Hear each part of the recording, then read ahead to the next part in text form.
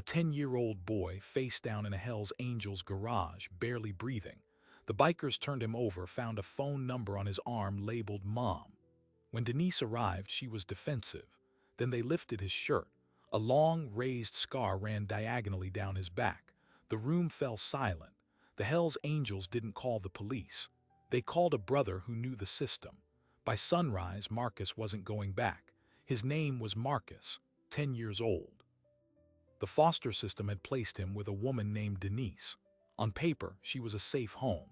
But the scar on his back told a different story, one of abuse no investigator had ever questioned. The Hell's Angels saw it and refused to look away. What they did next would expose a darkness inside the system meant to protect him. This is how it happened. To understand what happened that night, you have to understand who Marcus was before he collapsed on that oil-stained floor. Born to a mother struggling with addiction, he entered the foster system at age 4. By 10, he had been in 7 different homes. 7. Some were decent, some were just indifferent, but the last one, Denise's house, was different. It looked good from the outside. A neat little bungalow, a state-certified safe haven. The caseworker assigned to Marcus had approved the placement without ever spending a full hour inside. The file described Denise as a dependable single mother doing God's work. But neighbors had heard things. Late-night shouts. The sound of a child crying cut short. Marcus was a quiet kid, the kind who learned to read a room before he learned to read a book.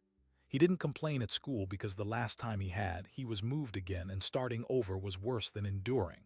So he endured. He wore long sleeves in summer to cover the bruises. The scar on his back came from a hot fireplace poker, a punishment for stealing food from the pantry. A child, hungry, punished. When a school nurse once noticed a welt on his arm and filed a report, a caseworker visited, asked Denise a few questions, and closed the case in 12 minutes. The system had blessed her. Marcus learned a hard lesson. No one was coming. 20 miles away, the Hell's Angels clubhouse sat off a service road between a scrap yard and a shuttered factory. The chapter had a reputation the town feared, but inside those walls existed a rigid code. They didn't tolerate theft from the Brotherhood, and they didn't tolerate the abuse of a child. Many of the men had grown up in broken homes themselves. They had daughters, nieces, little cousins they'd fought to protect.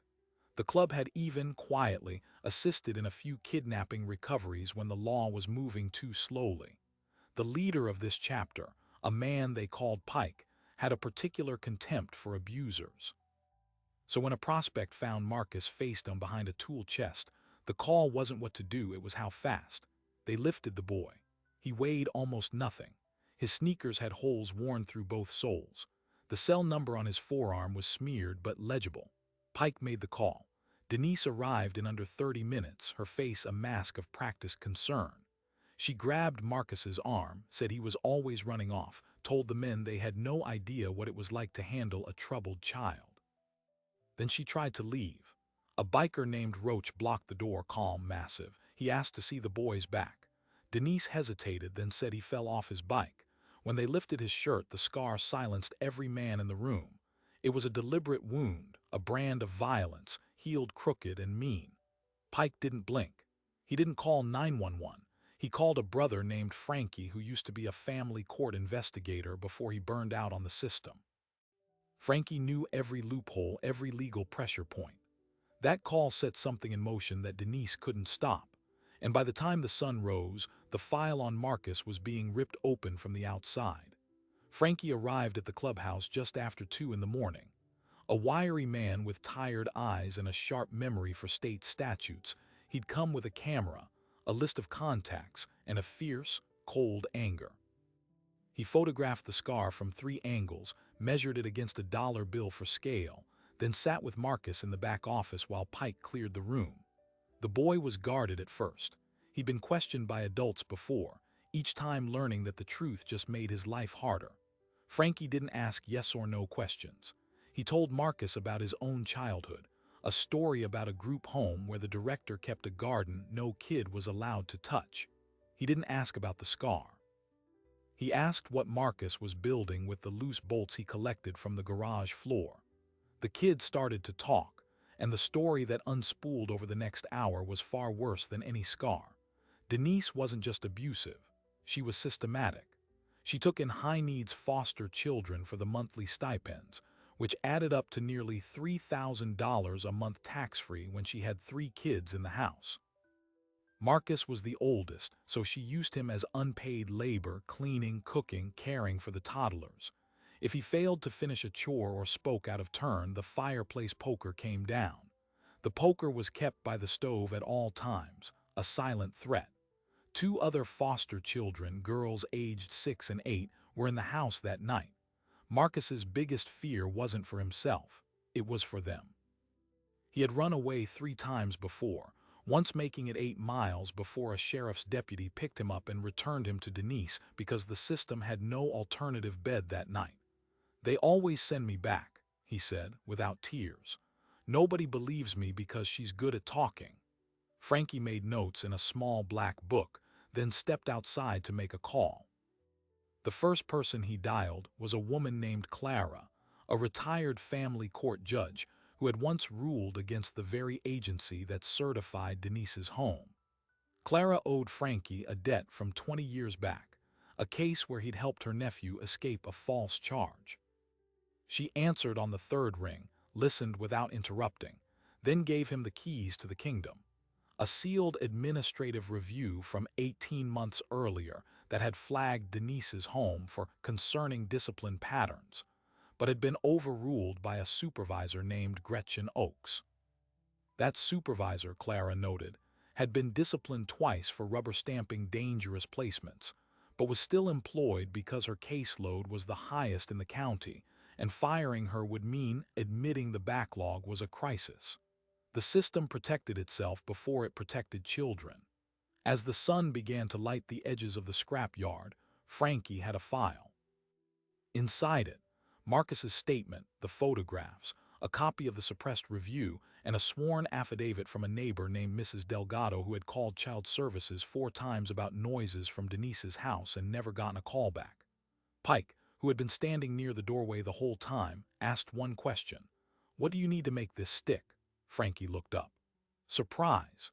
If the agency gets wind that we're moving, they'll bury the file or transfer the kids before anyone can see the evidence. We need a simultaneous visit. Law enforcement, child protective services, and a media presence so they can't sweep it under the rug." Pike nodded, walked to the other room, and put a call out to the Brotherhood. Within an hour, a plan was in motion that involved a reporter from the city paper whose cousin was a member of a support club, a detective from a neighboring county who owed the Angels a favor, and 3 members who would sit outside Denise's house all night to make sure no one removed the children before dawn. But the most damning discovery came from a record search Frankie ran at 6 a.m. Denise had a prior name, a previous life in a different state. She'd been investigated twice for child endangerment under the name Denise Rawlings, but those records had never followed her across state lines when she applied to be a foster mother. The Interstate Compact on Child Placement was supposed to catch that. It didn't. The caseworker assigned to her new application had filled in a checkbox that said no prior history without ever picking up the phone. Denise had simply changed her last name, moved 200 miles, and started again. The scar on Marcus's back was evidence of a system-wide blindness protected by paperwork and inertia. At 7:15, Frankie called the county emergency services line and requested a welfare check on 2 minor children at Denise's address, using the suppressed review and Mrs. Delgado's affidavit as probable cause. He then called the reporter and gave her a window. "Be at this address at 8 sharp. You'll get the story of your career." The detective arranged for a squad car to serve a protective custody order, drafted by Clara overnight, citing imminent risk. The club provided a safe house, a rented duplex owned by a retired member, ready for the children if they were removed. Everything was set. The system that had failed Marcus for 10 years was about to have its failure exposed, not by a government agency, but by a group of men the world called outlaws. At 8 a.m., as Denise was pouring cereal for the 2 little girls, 3 squad cars, 2 child services vans, and a reporter's sedan pulled into the dirt driveway of the bungalow. Denise's face at the window was a portrait of sudden, inescapable reckoning. The case worker who just closed the file on Marcus's last report was sitting at her desk across town, unaware that her signature was about to become a liability. And in the clubhouse, Marcus sat eating pancakes cooked by a biker named Tiny, talking about carburetor designs, unaware that everything was about to change for him forever. The raid went down like a choreographed takedown. Denise answered the door in her bathrobe, coffee mug in hand, and within 30 seconds a deputy was reading her rights. The two little girls were found huddled in a back bedroom, mattresses on the floor, no sheets, one window boarded over. The caseworker from Child Services, the same one who'd closed Marcus's file 6 weeks earlier, stood in the living room staring at the fireplace poker that still rested against the hearth. The reporter was snapping photographs. When Denise was led out in handcuffs, she yelled at the officers that she was a good mother, that the Angels were a gang, that this was harassment. The next-door neighbor, Mrs. Delgado, stood on her porch, arms folded, watching with a grim, vindicated silence. By 9 a.m., the girls were in temporary protective custody. The house was cordoned off and the state agency was in full damage control mode. But the explosion was just beginning. By noon, the photographs of Marcus's scar were on the front page of the city paper's website. The headline read, "10-year-old's back tells a story of abuse, neglect, and a system that looked away." The article quoted Frankie, the retired judge, and the sealed administrative review that had flagged Denise a year and a half ago. It named Gretchen Oakes, the supervisor who had overruled the review, and included a statement from the neighbor who'd called 4 times without a response. Within 3 hours, the story was picked up by national outlets. The governor's office issued a statement expressing deep concern. The county child welfare director, a man named Simmons, held a press conference at 3 p.m., standing behind a lectern, announcing an internal investigation and the suspension of 2 employees. But he stopped short of acknowledging systemic failure, calling Denise an anomaly. That word, anomaly, became the lightning rod. Frankie knew better. He'd spent the morning pulling similar cases across 3 counties, using contacts in legal aid and the public defender's office. He found a pattern: foster homes with multiple children, high stipend totals, repeated complaints closed with the same rubber stamp. Oakes had personally signed off on at least 11 questionable placements over the past 4 years. In 3 of those homes, children had later been hospitalized for unexplained injuries. The agency had never connected the dots because no one was paid to connect the dots. The caseworkers were drowning in 60 to 80 cases each, driving from one home to another, filling out checklists instead of looking at the children's eyes. The system was designed to process paperwork, not to protect the vulnerable. And when a child like Marcus fell through the cracks, the machine simply sealed the crack and moved on. But the real gut punch came from an unexpected quarter.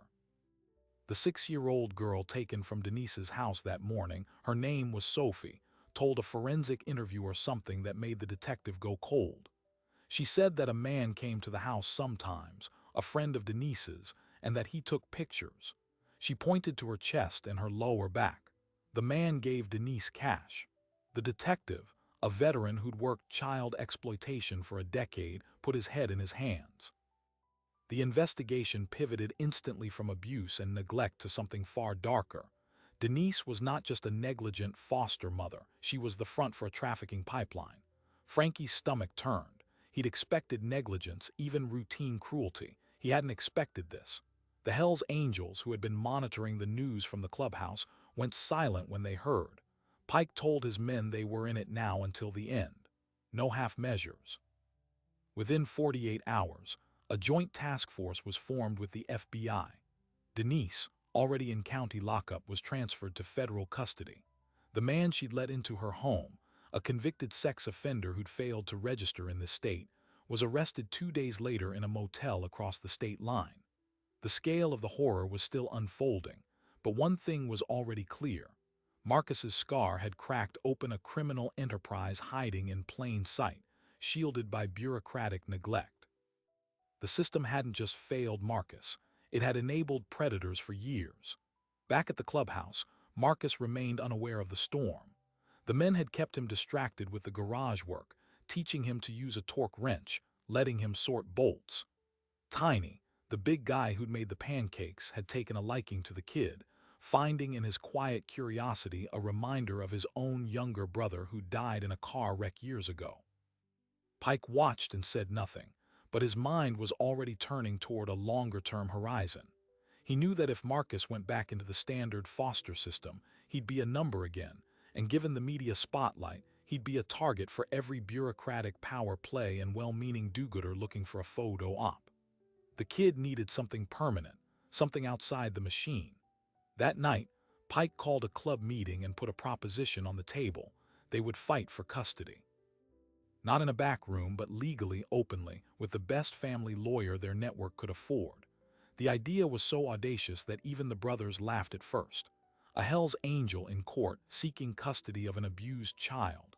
The optics were impossible, but as Pike laid out the legal strategy, the seriousness set in. They had a clean, credible witness, the boy himself, who would testify that he felt safe with them. They had the evidence of what happened when Denise had him. They had Frankie, the former investigator who could vet and supervise any placement. They had an entire community of mechanics, truckers, and small business owners who could provide stability. And they had the public narrative already on their side. The outlaws who saved a child the system abandoned. The media would eat it up. The agency's own incompetence would be the perfect foil. The vote was unanimous. But the biggest obstacle remained. A family court judge would have to believe that a biker gang could be a better home than a state-vetted foster parent. And that's when Frankie dropped the final bombshell. He'd found a retired judge willing to hear the case on an emergency basis. A woman named Esther Goldman, known for her sharp tongue and her absolute contempt for the child welfare bureaucracy. She'd been forced off the bench 5 years ago after exposing a corruption ring inside the state's Family Services Division. She had been waiting for a case like this. The hearing was set for 48 hours later. The system that had tormented Marcus was about to face its own reckoning, and the Hell's Angels were walking in the front door. The hearing took place in a cramped family courtroom with wood-paneled walls and fluorescent lights that buzzed. Judge Esther Goldman, a silver-haired woman with glasses perched low on her nose, gavelled the room to order. The state's attorney argued that the Hell's Angels were unfit by reputation, a criminal organization with no legal standing to seek custody. Pike sat in the front row, wearing a collared shirt buttoned to the neck, his tattoos covered, his hands folded on his lap. Frankie acted as the club's advocate, presenting the file. The photos of Marcus's scar, the suppressed review, the neighbors' calls, the FBI task force, the trafficking indictment. Then he called Marcus to speak. The boy stood before the judge, smaller than the witness box, but his voice was steady. He described the nights in Denise's house, the poker, the hunger, the way he stopped hopping anyone would help. Then he described the night in the garage, the calloused hand that turned him over, the warm blanket. The pancakes, the quiet respect of men who didn't look at him with pity but with understanding. Judge Goldman asked him directly, "Where do you want to live?" Marcus didn't hesitate. "With them." The state's attorney tried to object, arguing that a motorcycle club was not a licensed foster home. Judge Goldman cut him off. "This court has seen what a licensed foster home did to this child," she said, voice cold as ice. "The licensing agency you represent ignored 4 complaints, buried a sealed review, and allowed a trafficking ring to operate under its nose. You'll forgive me if I don't find your standards persuasive." The courtroom fell silent. She granted temporary guardianship to Pike, with Frankie as court-appointed supervisor, and ordered the state to revoke all agency licenses held by Gretchen Oakes and the caseworkers involved. The decision sent shockwaves through the bureaucracy. Within a week, the fallout was cascading. The state legislature opened a formal inquiry into the Child Welfare Agency's oversight failures. 3 supervisors were terminated, and the director resigned. The abuse registry was audited, and over 24 homes flagged by the inquiry were reinvestigated. But for Marcus, the world had shrunk to something smaller and safer.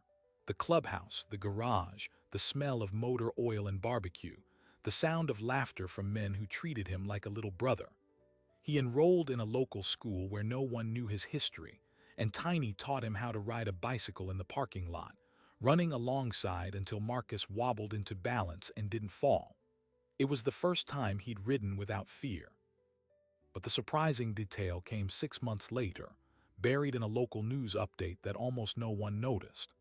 The FBI's task force had expanded the investigation, and the evidence from Denise's phone records and the photographer's laptop led to the identification of a network spanning 4 states, involving 14 additional children.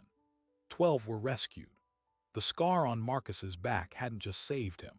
It had unlocked a rescue operation that brought down an entire regional pipeline. The boy who had been told by caseworkers that his word didn't matter had become the reason 12 other kids went home to safety.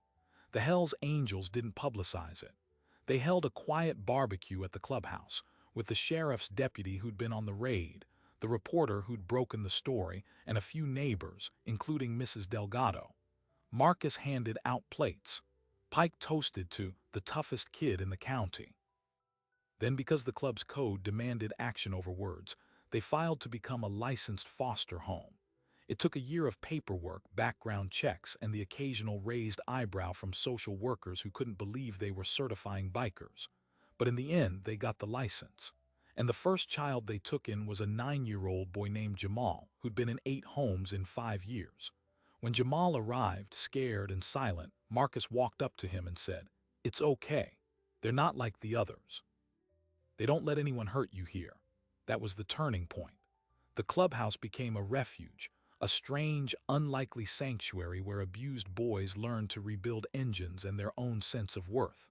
Marcus grew up under Pike's watchful eye, finished high school, and enrolled in a technical college for automotive engineering.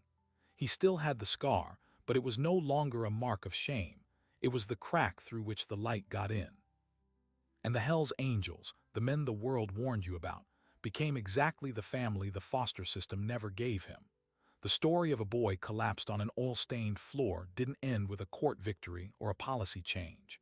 It ended with a kid who finally felt safe enough to fall asleep without fear, in a garage full of Harleys, with a guardian angel who wore a leather vest. What stays with me isn't the raid or the courtroom. It's the moment they lifted that little boy's shirt. A room full of men the world calls dangerous went completely silent. They didn't see a foster kid or a case number. They saw a child someone had tried to break, and they decided right then that the breaking stopped. No one told them to do it. No agency authorized it. They just acted because their code demanded it. And honestly, I had to ask myself, would I have done the same? If I'd found that boy, would I have called the system that already failed him, or would I have found another way? Most of us trust the system because we're told it works. Marcus's story proves that sometimes it doesn't. Sometimes the people who step up are the ones we've been taught to fear. If this story hit you the way it hit me, let me know in the comments. Tell me what you would have done that night. And if you believe that sometimes family is found in the unlikeliest places, share this with someone who needs to hear it. Subscribe for more true stories the headlines missed. Because the next time a child falls through the cracks, it might not be a biker who catches him. It might have to be you. So keep your eyes open. Look past the tattoos and the leather. Sometimes the scariest looking hands are the gentlest. And sometimes the ones society labels outlaws are the only ones who still remember how to love.